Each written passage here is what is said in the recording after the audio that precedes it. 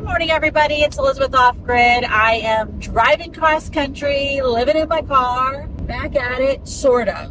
So for those of you who don't know, I think most of you do if you're watching this video, I live in my car full time. I've lived in my car for the last 2 years. I've been renovating a house in the Midwest. My home base is usually in California, that I've been renovating for a couple months at a time, on and off. And I was supposed to be done with it so I could sell it, pay off all my debts. It was going to open up a lot of freedom and things for me. However, I was diagnosed with breast cancer, and so I've been doing breast cancer treatment back in California, effectively for the last 6 months, both the treatment and then recovering. I'm not 100% recovered, but mostly enough to be able to drive. So now I'm driving back to the Midwest to keep working on the house, but this will be very different. So first, driving is very different. Before, when I would go from California to the Midwest, I would do it in 3 days. It's 30 hours. I would do 3 10-hour days, more or less. It wouldn't break even exactly, but sleeping at rest areas, just 2 nights. just bam, hightail it across. Can't do that right now because I have way too much fatigue. So I'm doing 6 hours a day about. Today's 6 hours and 6.5 or something like that, and tomorrow's is 5.5 because of just the way the rest areas are. Rest areas are not perfectly, aligned. But that is what I'm doing, and it is sustainable. I can drive 6 hours a day, day after day right now. However, that's pretty much it. I couldn't do any more. I'm taking so many breaks and only doing small amounts of driving at a time.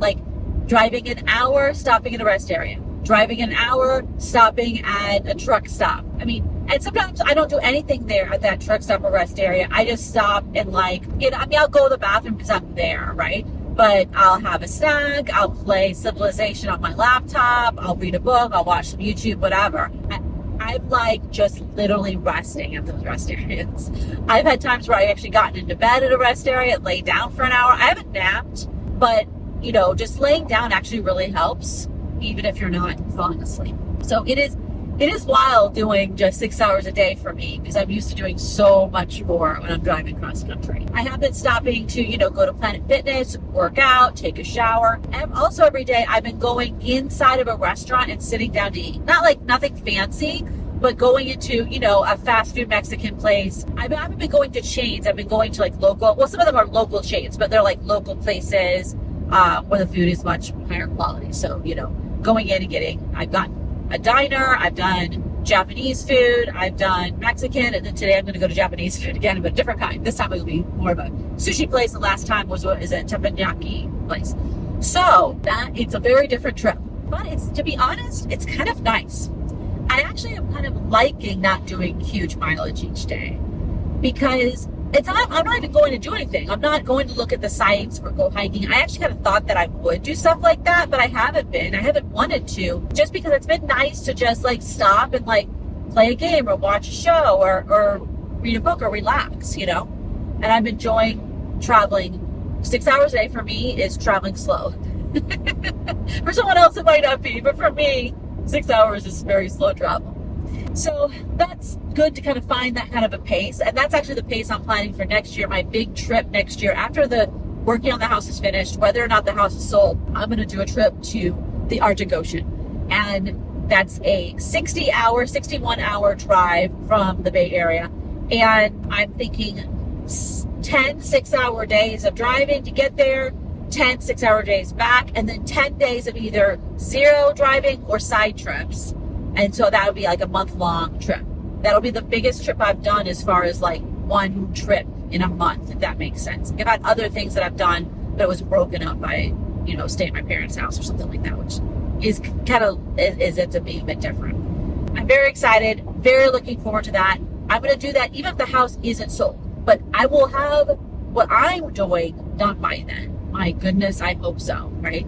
I think I have about 3 months left of work, but I can't do that consecutively because I need to be back in California in November so I can do doctor's appointments and stuff like that because, as someone who just had cancer, they have to highly monitor you for years. Actually, to some extent, I'll be highly monitored forever, but the most intense monitoring is the first 5 years.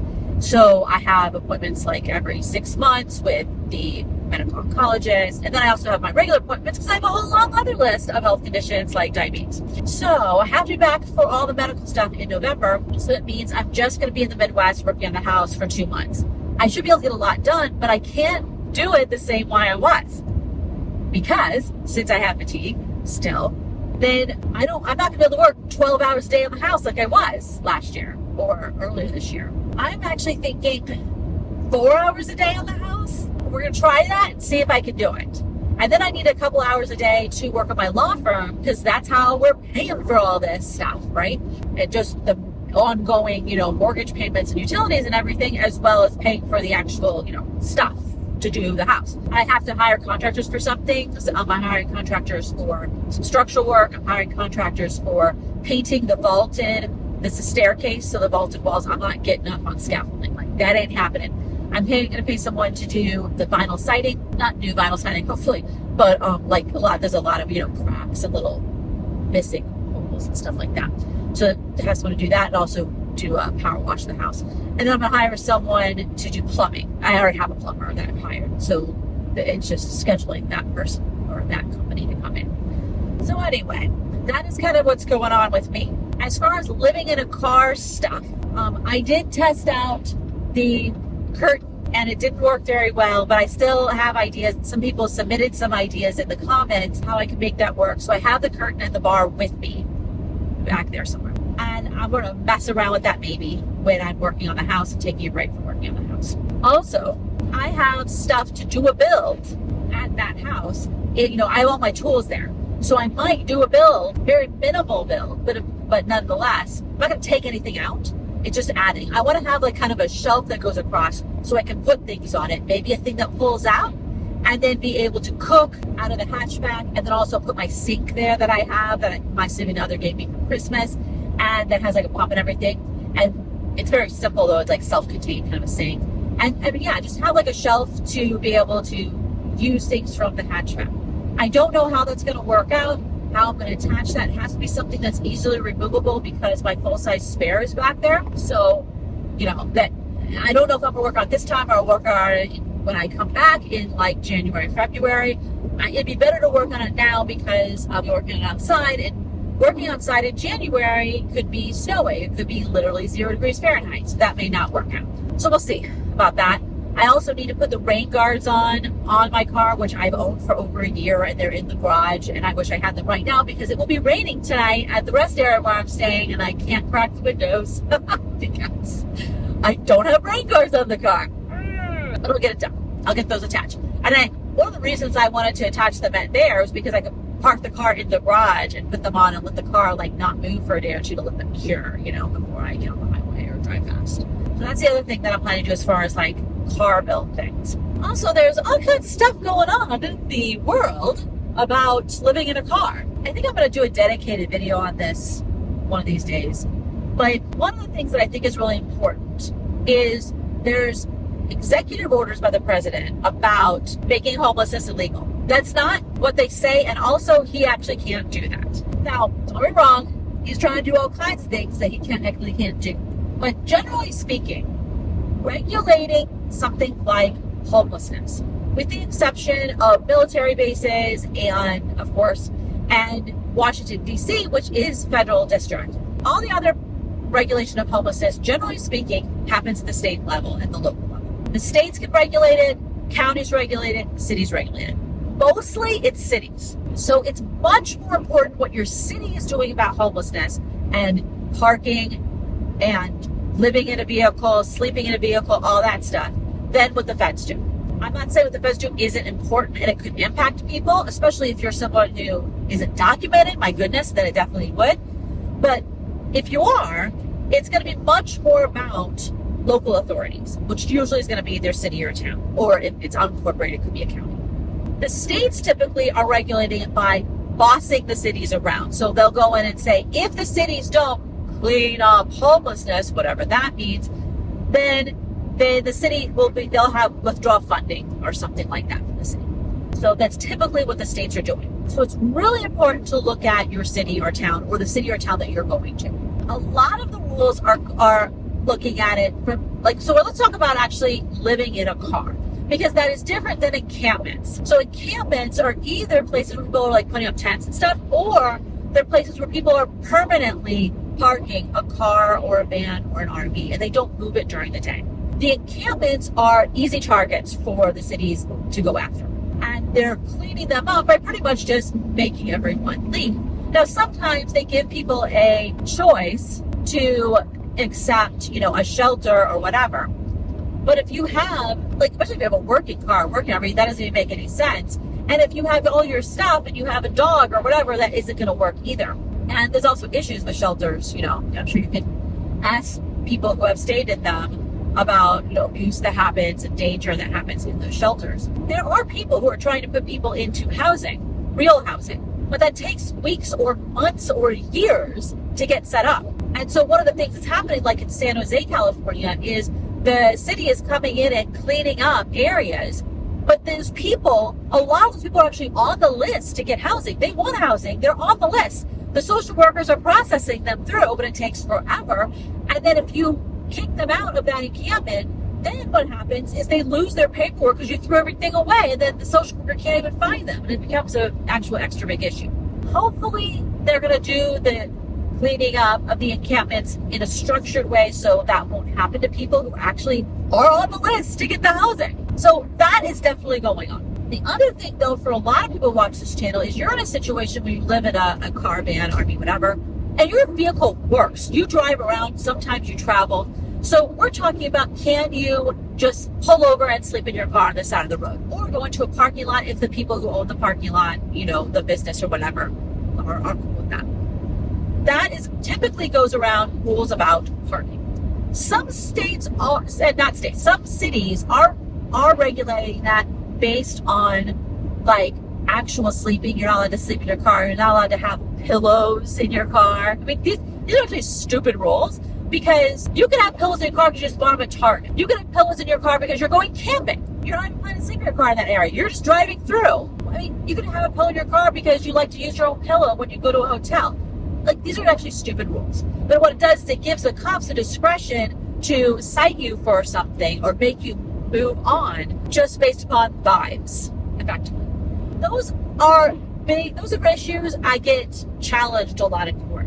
The issue is that if any city is smart, what they actually do is they put rules about parking, because those are very hard to challenge, because they apply to everybody. It's it's fair in a way, right? Because if there's no parking between 3 and 5 a.m., there's no parking between 3 and 5 a.m. This isn't about being prejudiced against a particular person, even though it actually probably is. This is the appearance of being fair. And it actually is much easier to enforce, because if someone's parking there at 3:30 a.m., they're parking there at 3:30 a.m. Now, those rules actually, those hours specifically I just mentioned, are in a city.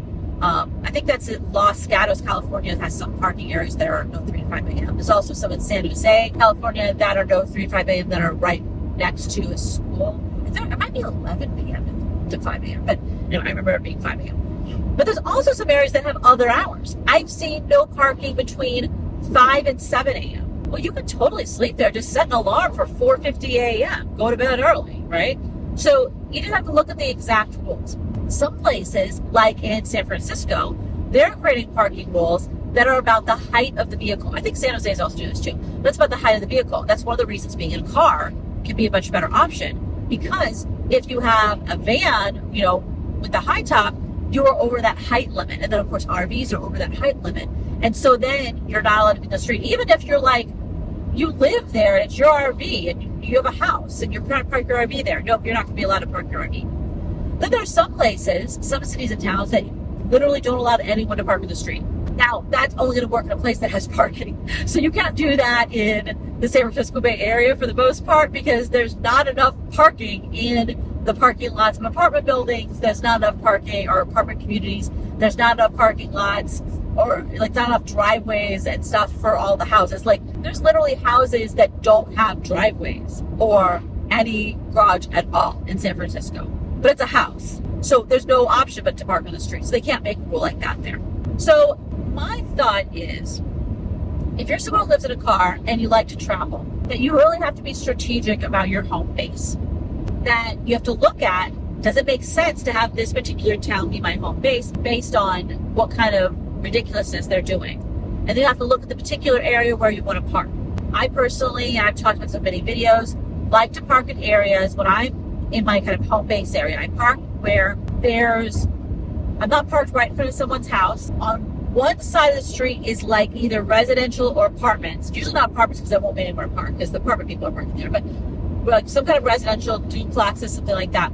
And the other side is the back side of government buildings, the back side, that's not federal, but like city, like county and city government buildings, like a library or something like that, community center. Things that aren't like crazy security. Or the back of a hospital, or which is also could also be a county or could be a private business, or nonprofit. The back of a nonprofit organization, the back of commercial, the back of retail, where no one cares you're parked. Sometimes the back of like there's like a green space and then there's like a highway or something. Generally speaking, my favorite thing are to park between that residential and that commercial, government, retail. Now, industrial can also be a great option, but that tends to be more sketchy. So I like to stay when I'm a little bit closer to a residential area. I think you also size up the residential area. Does everyone have bars on the windows? I mean, if one house does, that's okay. But like everybody, maybe that ain't going to be a good place for you. And you also just drive around looking at the cars. Are there cars that have broken windows? You know, that kind of stuff, right? I don't like to stay where there's a ton of people who are camping there all the time. So if there's like multiple RVs where people are actually living in their RVs, I don't stay there because that kind of signals that eventually that's going to be turned into encampment. They're going to clean it out. So I stay away from that. Obviously, being in a Subaru means it's a lot easier. Now, when I'm traveling cross country, I don't stay stealth in cities. I haven't yet, at least. When I'm traveling cross country, I stay at rest areas. I have stayed in some Walmart parking lots, but a lot of them you can't do that anymore. I stay on BLM land. You know, that's what I do when I'm traveling cross country. I haven't stayed at a truck stop yet, even though some of them you can stay in, but not all of them, especially if you're in a car. There's a lot more that you can stay in. Some of the truck stops are now charging RVs, and they have like RV spots that are hookups and everything. So they're not as friendly to let you just sleep there because they're charging money. I wish they would, like, if they were going to be hyper like that, they could actually charge to park there and for cars, and then charge like some really small fee, you know, be like, it's $7 and you're allowed to sleep here. They maybe have electric they can plug into. That'd be nice. Now, for people in DC, it's different because DC is a district of Columbia. It is a federal land. So the president is allowed to come in and bring in troops and boss them around, effectively. It has to be with the consent of Congress, and there are very specific rules about it, but Congress will probably approve whatever he does, this Congress at least. So that is a different set of rules. And so I think that is something about, you know, when you're living in a car, you have to really be strategic about where you're going to be living in that car, picking which city or town you're going to be in, which county you're going to be in. I like to have a home base that is in the San Francisco Bay Area because that's where my significant other lives, where my son lives. I have my warehouse there. Before that, I had a storage unit there. I don't see myself ever being without a storage unit. So even if my son and my significant other both moved to different places and they're in different places, so I can pick some other area to live, I'll always have at least a storage unit. Because having literally everything you own in a car, I admire people who do that, but that ain't for me, okay? I got too much stuff that I'm not getting rid of. I got rid of 95% of the things I own, but not 100%. It may be that someday I will have a tiny house on some land. It may be someday that I will buy a cottage in a small town and renovate it. I don't know though. And that goes after like one of the things that's changed from having cancer. I don't know if I want my permanent address to be in some super rural, remote area because I want access to top tier medicine. I mean, I have such a long list of medical conditions now, and especially having cancer, like I need to be on top of that stuff. And I need a lot of ongoing care. And then if cancer comes back, I definitely want to be at the top tier places, you know? And yeah, you can commute, blah, whatever, but it's like, I'd rather just have that be my home base. So we'll see what happens.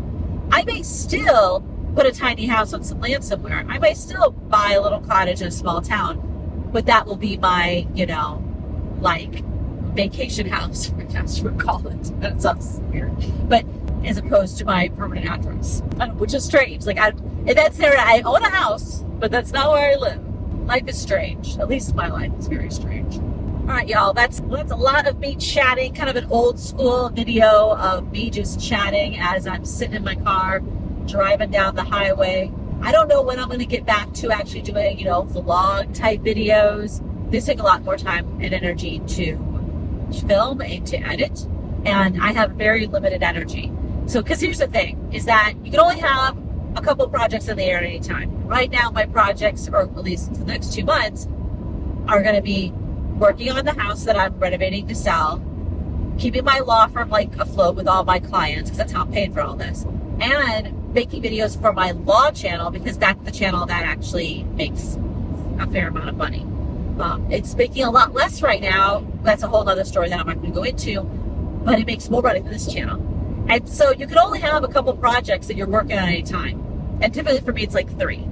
So this channel is a little bit lower on the list. Once I'm not working on the house, then it can pop back up into the top 3 and I can start working on that stuff again. But for a while, I'm probably not going to be spending a lot of time making videos for this channel, because I just only have the energy for so much, especially now that I'm still recovering from breast cancer treatment. So anyway, this is Elizabeth Off Grid. If you would like to stop by and say hi in the comments, please do that below. Otherwise, you can share what's going on with you and your travels and living in a vehicle or whatever else you're doing. And I will talk to you all next time. Bye-bye.